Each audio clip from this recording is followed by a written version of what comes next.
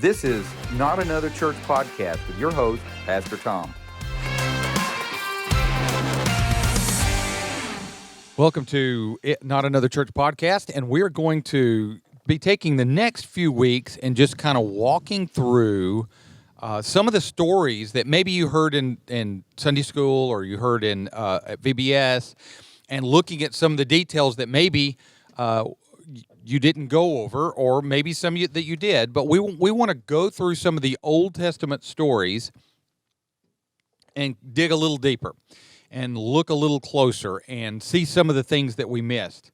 And we're going to forgot, or Yes.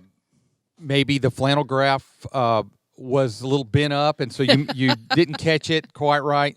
And I miss flannel graph. I gotta say, I have a big flannel graph back there in the children's area. You're welcome to come and use it anytime. well, I remember one of the great scandals of my life was probably about 5 years old, realizing that Joseph in the Old Testament flannel graph was the same piece of flannel graph as Jesus in the New Testament Shocking. flannel graph. Absolutely shocking. It was the same drawing, and once I put together Joseph and Jesus, then the fact that Moses and Peter, and it just on and on we go. Did you feel betrayed by your I teacher? kind of did. Yeah. I kind of did. I was like, It was deep, wasn't it? hey, wait a minute. And I would say my first cartoon crush was Eve. I mean, she's scantily clad. Really? Yes, I gotta say. I'm like, hey, Eve's kind of hot. That was happening early in your life, I see. Yes. Yes? Okay. I had the butter cookie on my finger. Can I tell you that most of the children in the children's area, I don't think they're crushing on any of the characters. Right now, they're just trying to separate them and trying to realize that there is an Old Testament and a New Testament. There you Yeah. go.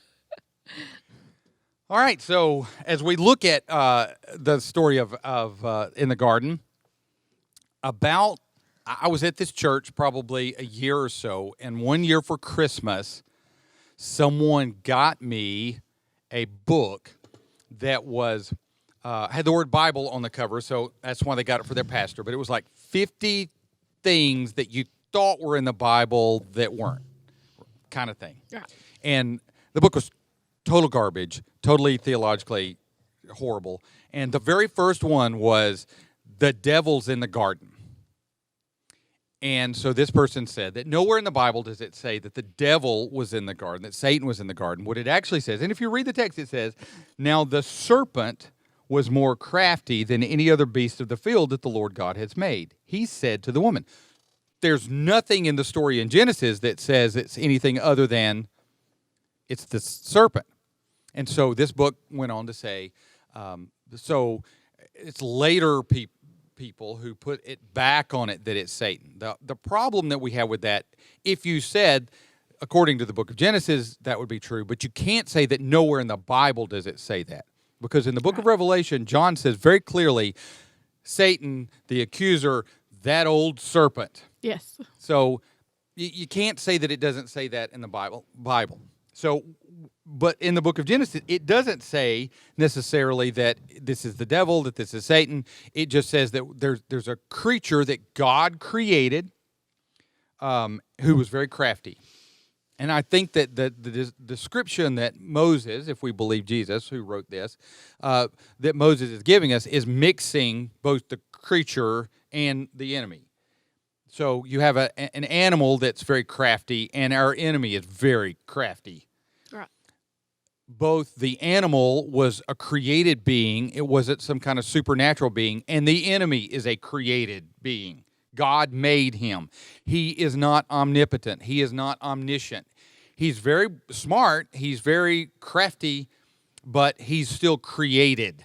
He studies us. Yes. Well, and you see all throughout, like again, and I have this view because like we've just got through where we're recording this. We're the Tuesday after Easter, so we've been in like drowning in Holy Week the last for us with our church walking. We've walked through Holy Week for like 4 months. Yeah, it's like 3 or 4 months. And so in the garden where Jesus is talking about it's about to get dark, but the darkness is limited. And you see all throughout that scripture where yes, he's very crafty. He maneuvers and shifts and other things, but it's all limited. It's all within a box. It's all within parameters that God sets. Again, such as the conversation between God and the enemy concerning Job. You can do this, but this is where it stops. This is where your parameters end. So you see that, like, yet created, limited. There are parameters to what He can and can't do. Not God. Yeah. Not Yeah. God. And not with the authority of God. I mean, Satan bows up on God all the time. And it kind of reminds me of like little kids who are like, well, I'm going to say, but the moment that teacher walks in the room, it's all of a sudden, oh, no. Yeah. I'm going to back down. And so that doesn't mean, again, that he's not crafty and doesn't know what he's doing. I mean, I've been married to the same woman for just 30 years, and I can literally look at her and say, you know, that guy from that thing, and she knows what I'm talking about. It'll come, Matt. It does come. You know, the show we were watching the other The week. thing with the guy with the stuff. It's just, oh, yeah. And okay, and that's just been for 30 years. The enemy's been observing humanity, watching us now From the beginning. from the beginning. Yeah. At least 6,000 years if you literally take the numbers and add them up. At least 6,000 years if you're an old Earth person for millennia. Because he's been watching us for a long time. And I can say, I can read the story of Adam and Eve, the very first people, and see myself. We don't have a whole lot of new games going on. No, and I've told you before when I'm teaching, and I think I've told Matt, I think I've told you at different times, I find so often I want to just go back to the garden.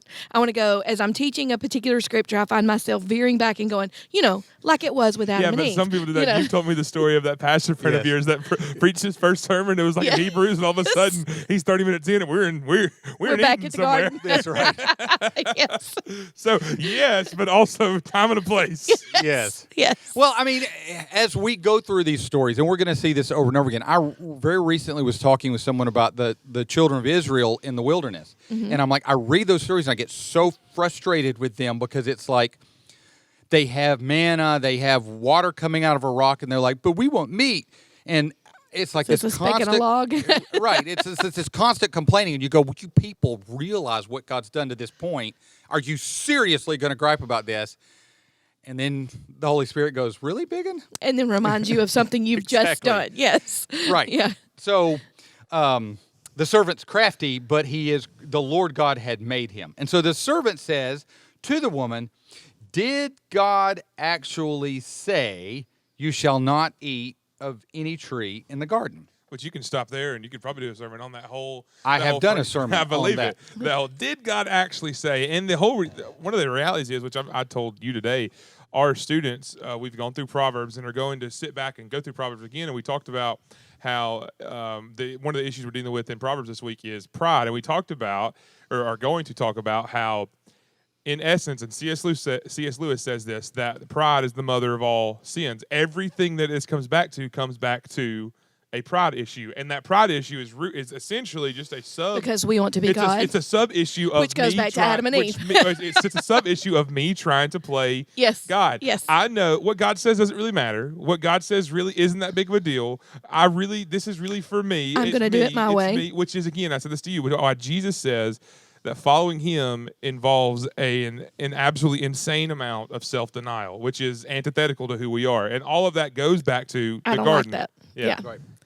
And the enemy still does this. Absolutely.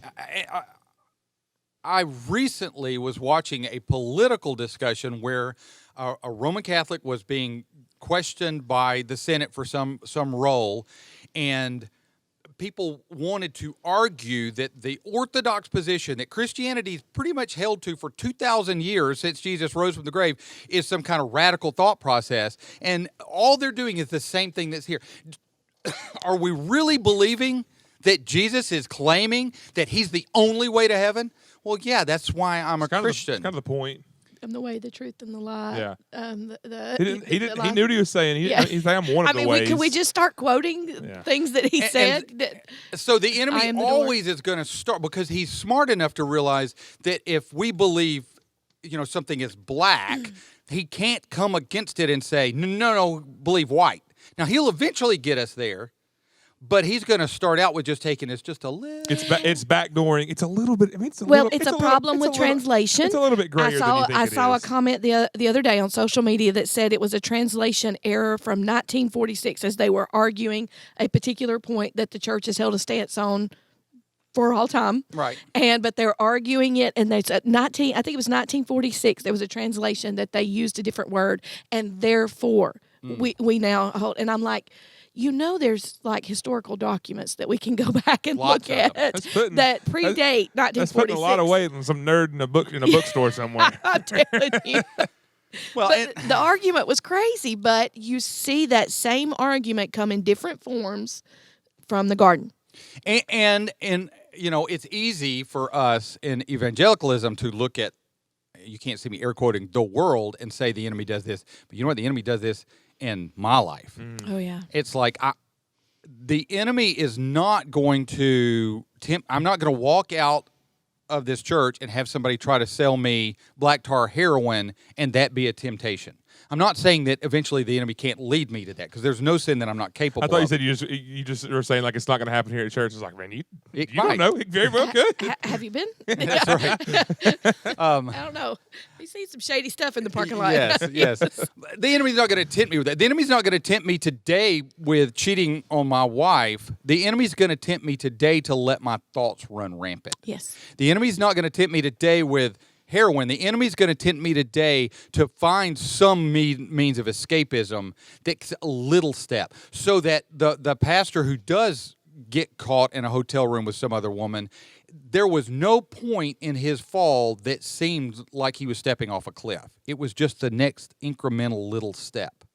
And so the enemy's still going to fight where he's going to tempt us and where he's going to draw us into huge wickedness is one little step at a time. And it always starts out with, you're just really taking this too The drug far. abuse starts with a party or, a time when you're alone with a friend who says it's just a little bit of this or a little bit of that. It's just one night of a party and we're drinking, and it always starts at something small and builds anytime sin inhabits our life. And I find myself taking steps and then having to stop, and realizing, oh, I'm heading down the wrong path here. Well, and that's where as believers, where God's chastisement comes in, to where he says, this that you're thinking is just a little thing leads to death. And so I'm going to love you enough to whoop you and send you home. Yeah.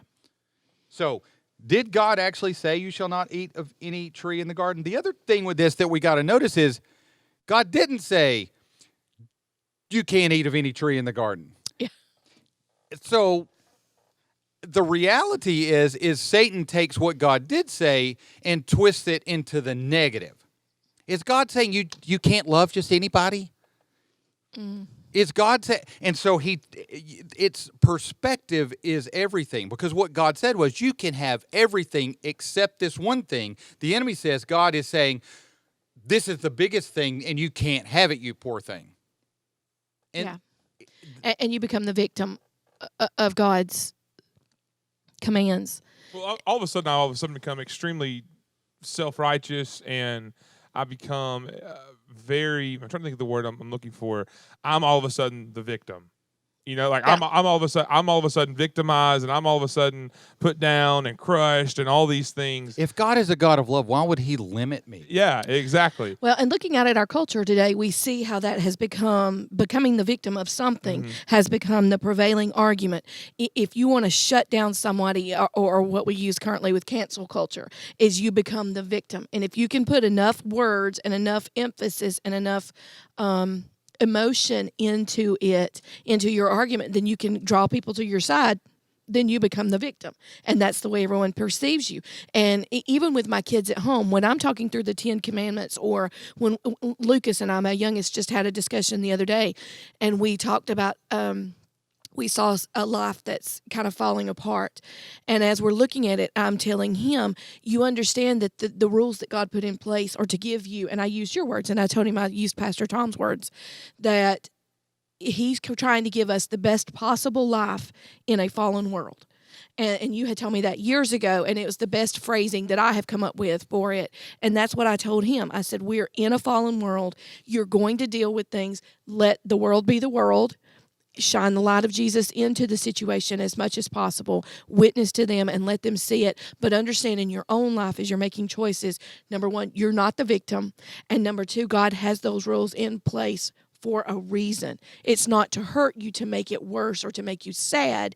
It's to help you have the best possible life while here alive on this earth. And it's a tough reality, but often, like with my generation, like the 20s to 25, 30, somewhere in there, like, and you're filtering through some of the sexuality issues, some of the just general parameters that are on the life of a believer. And it's not parameters because that's how, like, we want to look at it, because again, why is God limiting me? Does God not want me to be happy? It's like, well, happiness isn't really the goal. And second of all, yeah, a good father wants good things for his children. And so, yes, he wants good things for you. He just knows what those good things are, and he knows better than you. And that's the whole. Wait, you mean God's smarter than we are? It's what you just said, that our thoughts are just the little itty bitty things. Yeah. It's the realization of, yes, as a good father, as he is, he wants his children to have good things. And every parent at some point has wrestled with their kids because they wanted to put a cigar butt in their mouth. And so, like, does God? I don't like the word "does God want me happy," but does God want good things for me? Yes, but sometimes the things that I say are good things are not good things for me. Or not how he and defines God good. knows Yeah. what it is, and I have to trust again and agree with Him that He is Lord, that He's the boss, and I'm not. And that goes back to the story that we're talking about here. We have Satan coming in and going, Who's trying to Right. muddy Make her the that victim. up the Yes. whole time? is that really what God said? Is it negative? You're the victim of God. Don't you want to be like God? And he actually goes on to tempt with that. Right. You know. And so let's keep tracking. And the woman said to the serpent, we may eat of the fruit of the tree in the garden, but God said, you shall not eat of the fruit of the tree that is in the midst of the garden, neither shall you touch it lest you die. First starts off, she argues with Satan. Nope, you're wrong. God didn't say it that way. So she has a good attitude. That's not what God said. God said it this way. But she still opened herself up to discussing it. Let's keep talking about it. And Convince me that I'm then wrong. what she does here is she misquotes God. She adds. Now, I'm not trying to start a battle here because but the best example in Southern culture that we can use is alcohol. Okay, so here's what we do. We build fences around sins. And then God never said that they can't touch it lest they die. What God said was don't eat of it. If they wanted to pluck all those fruits and throw them at each other, You want to use them as baseballs? Go right ahead. there's no prohibition against that whatsoever. But it appears from reading the story that we know that God told Adam, that Adam told Eve. So we don't know if Eve built the fence. Most likely Adam built the fence. That when he told her what like God that. said, Yes. he says, okay, so look, let's just not even touch that one. God said if we eat of it, we're going to die. But you know what? Best case scenario. So every woman everywhere is like, oh, man, it really was Adam's fault, wasn't it? No. Paul says it's Eve's fault. No. Wait a minute. But we've got to be careful about building fences. Now, this is what I'm saying. We got to be careful. Okay, so in my life, many years ago, I had a little bit of problem with the drinking, and so I went. In fact, I grew up in a Christian school. Grew up in the most as close to homeschooling as a human being could get in today's culture. I went to a little Christian school, and I never drank anything. It never touched my lips until I was about 19, or maybe even 20. And I kind of went from zero to alcoholic pretty fast.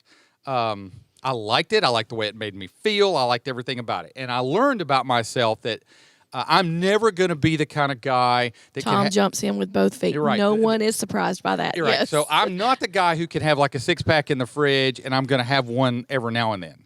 I'm the guy that if I go to the grocery store and buy a 6-pack, probably before I get home, those are gone.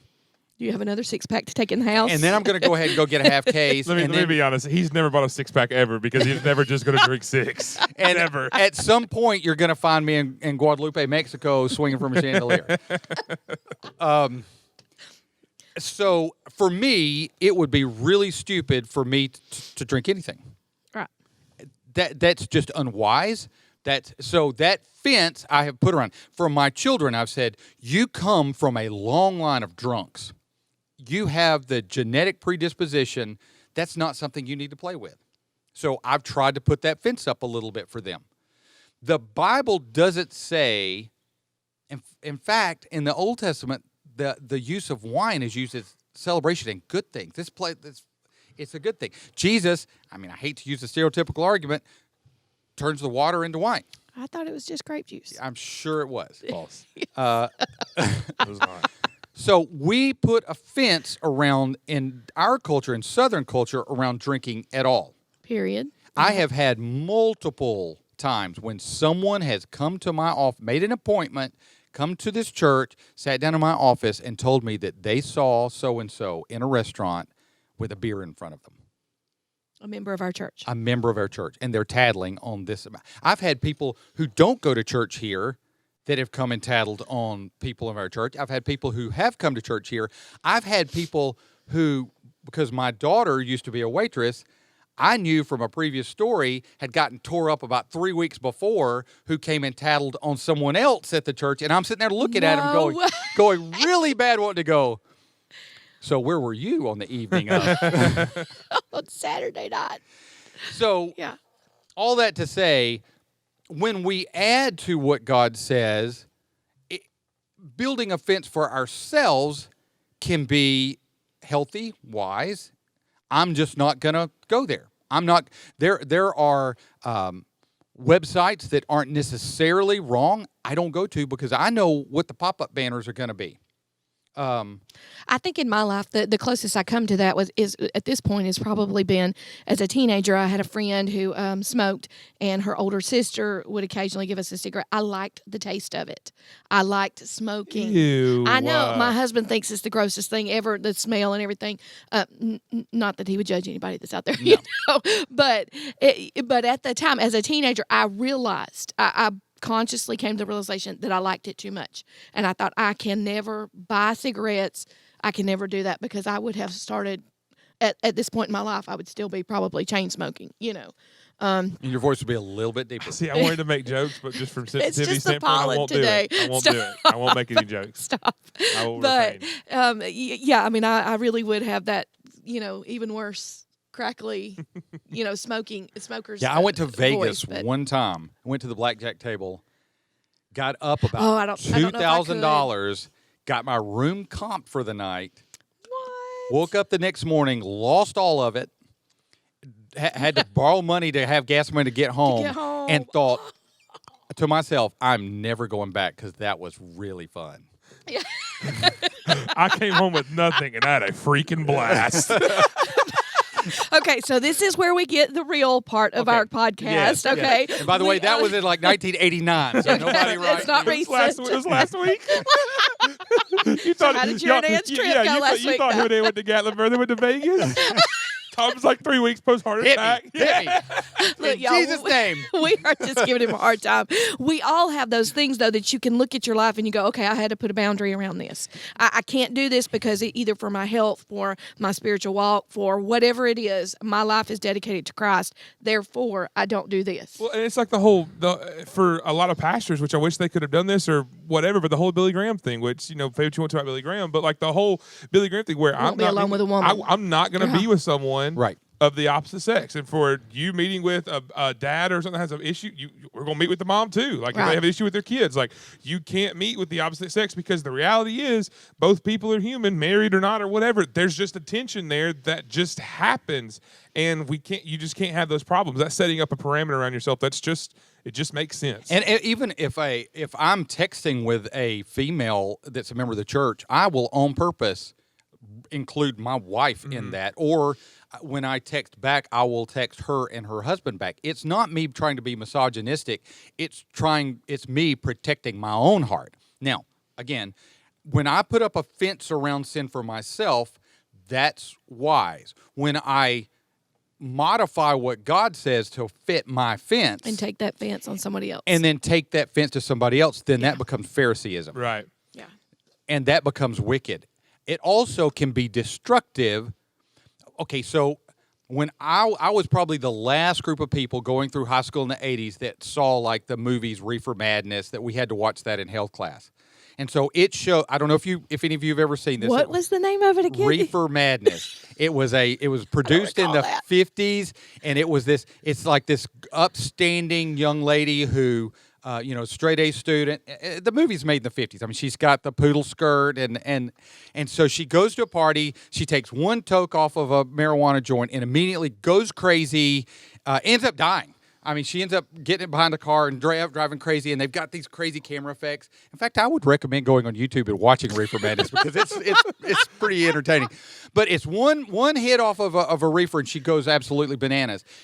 A lot of people that I know, that set them up because when they took a hit off of a reefer and they didn't go crazy, they're like, I've been lied to. Oh, this isn't that bad. This isn't that bad. We're going to see as the story progresses, Eve does touch the fruit and she doesn't die. And now because she had believed her fence, she had modified what God said to fit her fence. Now God's a liar. And God hadn't lied. She had added. So we have to be careful that the enemy doesn't take you in the other extreme. Again, just like we said a few months ago when we were talking about the prodigal son. Satan doesn't care if he uses you being drunk, living at the whorehouse to drag you to hell, or you being an upstanding church member who's judging everybody around you to drag you to hell. Gossiping. He doesn't care. Right. Yeah. What he cares is that he destroys you. And your testimony. Yeah. Yeah. And both of those will do it. If you walk around looking like, I can't think of an analogy that's appropriate. If you walk around with a sour look on your face all the time and everybody you pass, you want to talk about, I cannot believe she's going out wearing that, and I can't believe that he said that, and you're gossiping and you're running your mouth all the time, and nobody wants to be around you. They didn't iron their clothes. They don't keep their yard up. We're supposed to iron clothes? No. We got a steam setting on our drawers. Okay. now. Sorry. Okay, I don't. Goodness. But yes, my mom, if you're listening, I still iron my clothes, Mom. But those are the type of little things that can begin to take a hold, and you begin to critique. Yes. And you have that critical spirit then that everything is wrong. And then when I'm alone with my thoughts, and some people may not want to admit, but you know what the reality is? All those things I said about people, I feel about myself that way. And like you said earlier, like you talked about someone who was so frustrated when they were lazy or whatever and didn't do something, and then later the enemy used that to beat them up because they didn't do something. Like I want to act that way and act like a jerk, and then when I'm alone or in my feelings or whatever, guess what? All those feelings that I was like projecting onto other people are actually how I feel about myself or whatever. Like, and either way, the enemy is tearing me down, and I'm not serving my king. I'm serving myself. Both ways. I'm either self-righteous or I'm self-pitying. Either one, both are. And either one just points back to a heart of it's all about me. Both are all pointing towards me either way. And so he's going to use the enemy's going to use whatever he can use to take my vision and my focus away and off of Christ and onto me. And he does a really good job of doing that. Yeah, I mean, in my life, I mean, another thing that I realize that I have to fence around is time and distractions. I have to spend so much time where I'm studying or preparing for a lesson, or I'm and we're doing that forgiveness study. If you've listened to the podcast, we've talked about it some. The women are doing it. I find that Satan has very deliberately came after my time. That it's been a constant, I have to be here to do this or take care of this person or attend this function. Whatever it is, it's been a constant battle for my time. Well, sometimes it's like, I've been here 9 hours, and I look up, it's like, what did I even if I got anything done? What did I even do? Yeah. Like, what did I get done? And Tom's like, no, I get everything done. I don't know what y'all are talking about. No, he's really good at that. But there are days when I'm really bad at it. That. I've just learned to keep less and set timers. And you notice that as we're talking about this part of the story, I just want to point out and make sure that everybody realizes that God put a choice in the garden. That the reason that the tree was even there was because God put a choice in there at that moment. And he said, here is a boundary. And he gave them the chance to serve him and be obedient or to disobey. Absolutely. So she adds to what God says.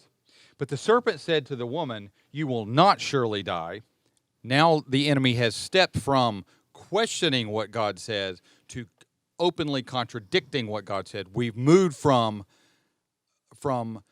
again, the enemy's never going to try to take us from right to wrong. He's going to take us from right to just a little off. It's the whole thing of, if Satan ran around, bright red and shiny with horns and a goatee, guess what? We all know. I mean, don't go walking up to that guy. But when he looks like a text that probably shouldn't be sent, that's borderline, or a conversation, or just that little whatever, when it's just that little bit of a gray area, that opens us up to, well, now we're just knee deep in whatever we're in. Yeah. And that's, and you've told me before, that's a very like Americanized, like again, in different cultures. I've asked you before, like the whole demon thing and people being possessed. Like, I mean, I've said before, like in my ministry, like I don't come across that, and it's just like you talk about the difference between like how again, the focus is the enemy's going to work however he needs to work wherever you're at. And so in America, if we saw that, it's like, oh yeah, I'm not going to stay away from, I'm not going to deal with it. Like obviously, like that's, oh yeah, big red flag. But there are some of those things that are a little bit of gray areas. Oh yeah, we'll fudge on this a little bit because this isn't that big of a deal. Then all of a sudden we have completely shifted our morals or our standards or whatever, because it's just, and I've heard you talk about before, that's a very like Americanized how we look at things is however he has to work to do it, he'll do it. So his ultimate goal, though, is to be a complete contradiction to God, and he goes there in this story. He's now gone from just opening the door a little bit. Did God really say to God's a liar? You will not surely die. And see, it didn't happen. You tried it, and it's not happened. So the serpent said to the woman, you will not surely die. In fact, God's trying to hold you back. God knows that when you eat of it, your eyes will be open and you will be like God, knowing good from evil. Which brings us to what you were saying about pride, which is ultimately self-glorification and saying, I want to be God. Mm-hmm. God doesn't have the right to tell me what I can do. What he says doesn't matter. He can't even tell me if I'm a boy or a girl. What he said wasn't real. What he says isn't true. All of those things are wrapped up in when I defy what he says for whatever reasons, because of what I wanted, because of what I wanted to, when I sit there and have pity on myself, it's because I didn't get what I wanted. Or if I lust after somebody, it's what I want from that person. But it's all rooted in myself, what I want. And so when we choose that sin, when we choose ourself and our pride, you are saying those things. What God said doesn't matter. What God said isn't relevant to me, doesn't apply to me, doesn't work for me, doesn't fit me, et cetera, et cetera. You're saying all those things when I choose myself and I don't choose what God has set before me. And that can be in big things, like we've said, like going out and doing some really wicked stuff, or what we think of as really wicked stuff, like the prodigal son who went and spent all of his money boozing it up and doing all the things he wanted to, or that can be in really subtle things. I remember being convicted, and I hadn't been married maybe 7 or 8 years, and I had turned from my wicked ways and had turned back to the Lord. And I remember getting really angry at Ann about something and walking away from the conversation and being convicted that, you say that you love her, but what you love is what she does for you and how she makes you feel. Oh, yeah. And so your relationship is built on your selfishness. Don't go to meddling. And so in every areas of our life, at any given point, if God were to expose our wickedness, he could overwhelm us with our sinfulness. Yeah. This area of I want to be God, if from the political stance to Nick Saban, if they would just do things the way I want it to be done, everything would be so much better. I mean, I've got a T-shirt. It's one of my favorite T-shirts. It says "Run the ball," because I want Nick to run the ball. Now, it never crosses people's mind that he's getting paid all the money because he's so good at what he does. The next college football game I coach will be my first outside of NCAA 14 on my PS3. And I one time, actually got to go in a middle school game because we were ahead by 50 points. But I'm going to tell this guy what he needs to do. He needs to run the ball. Absolutely. Yes. Yeah. Not only the fact that a third of college football coaches are his analysts because they're rehabbing their careers, and they're also... but I'm the one who's going to be able to tell him what to do. I want the world to... I do the same thing with politics. If Congress would just listen to me... How many conversations have we walked away from and said if they would just listen to us, we could solve all the world's problems? So... And how arrogant are we? And you know what? We do the same thing with God. God may be pretty smart, but I've got a better plan. And that's exactly where Eve is brought to, that God's just trying to keep you from finding your fulfillment. God is trying to hold you back because he's intimidated by you. you could be just like him. You could be like a God, and God doesn't want you to be like that. God is scared of what your potential is. Oh, wow. Yeah. So, Theology matters. yes, you will be like God, knowing good for it. So when the woman saw, now this is the key text. When the woman saw that the tree was good for food, and that it was a delight to the eyes, and that the tree was desired to make one wise, she took of its fruit, ate, and she also gave some to her husband. Now, we got to unpack this because there's a whole lot there. Here's the main thing I want you to get from this is if you find yourself thinking about your sin and contemplating why it would be good to do, you need to pull a Joseph and run. The battle has been lost. Flee the field. I mean, listen to how it's described. And everything up to this point has been described in really quick, terse terms. We don't get any detail on Satan. He's just the creature.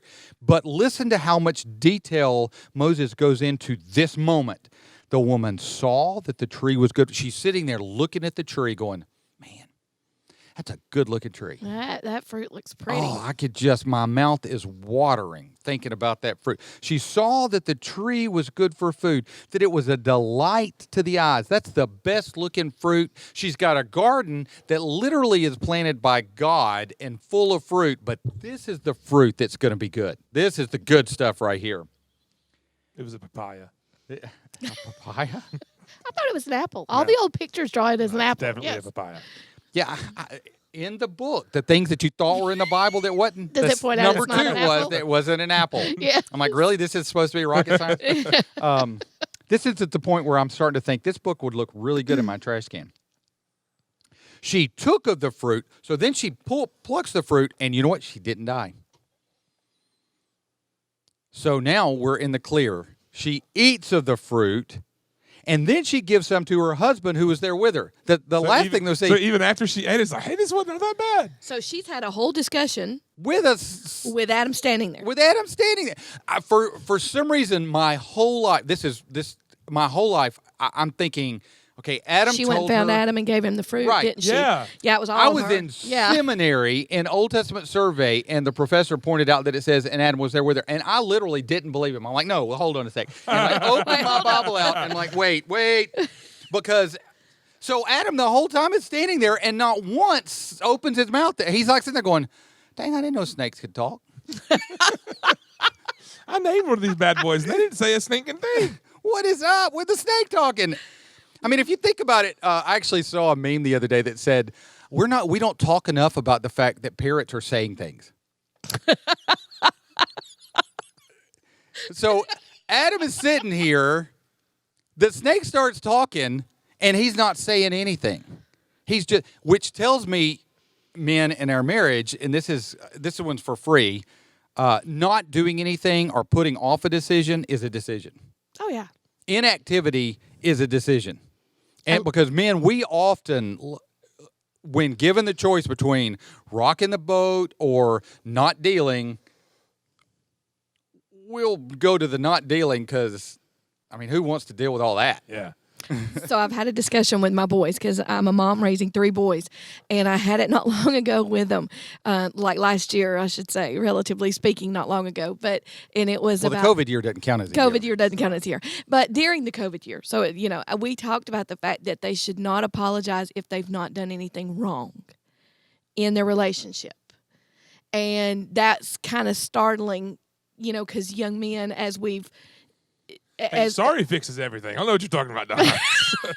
I heard sorry but fixes does it everything. really fix everything? No, it doesn't. It doesn't. I mean, now, extremely sarcastic. that does mean that you can have a discussion where you need to figure out if you did do something wrong Yeah. and do owe an apology. Well, but not see, saying after that. you've been married for a while, you know you did.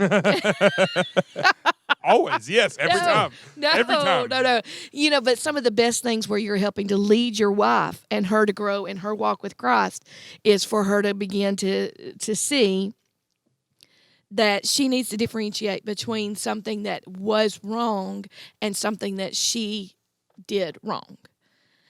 like on the male's part, I'm saying, like if your spouse has done something wrong, or if she's the one who's doing something wrong, Right. if hers is the overreaction, or if his is something that he was just rude and sensitive, and you have to start to differentiate and to think through those things.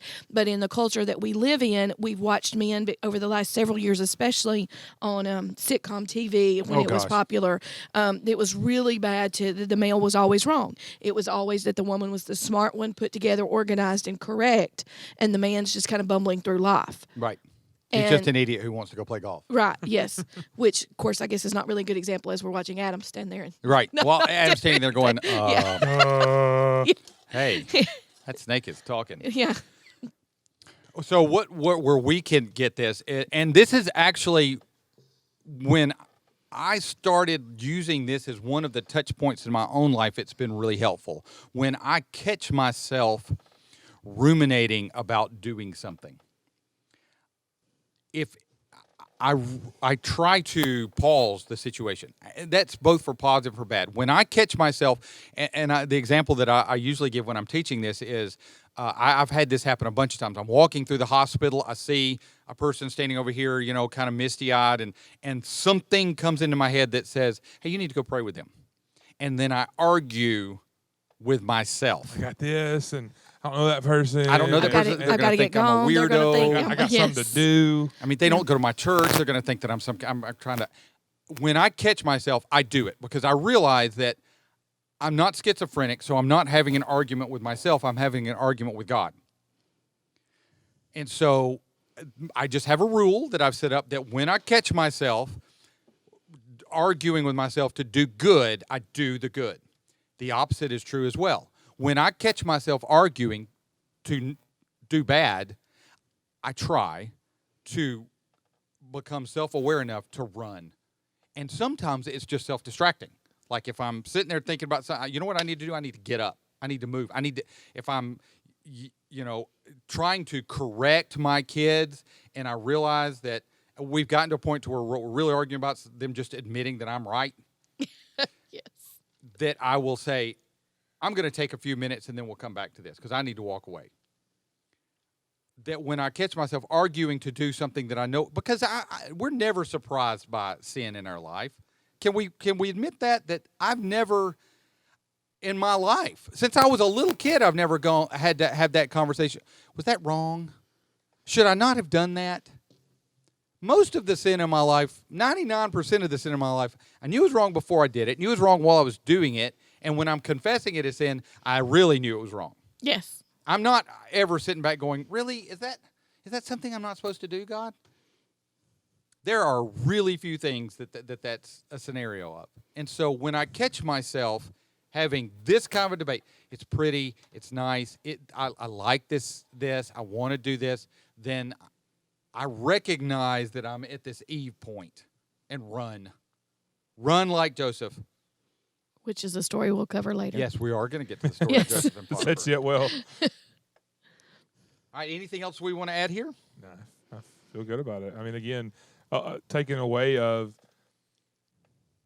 the parameters you set around your sin, you want that. It's not just willy-nilly. It's not that you want parameters, but we don't take those parameters and maneuver them. I mean, like it's pretty straightforward what God has said and what God hasn't said, and what God says is right and just and pure and holy, and what God says isn't. And so, first and foremost, we want to know that by reading His Word and knowing what He says, having a relationship and having that communication via him via prayer and worship and doing so through the Word. Like I can't set healthy parameters. I can't not sin if I don't know what He's saying sin isn't. I mean, like I can't go through life without knowing. Like that doesn't make any sense.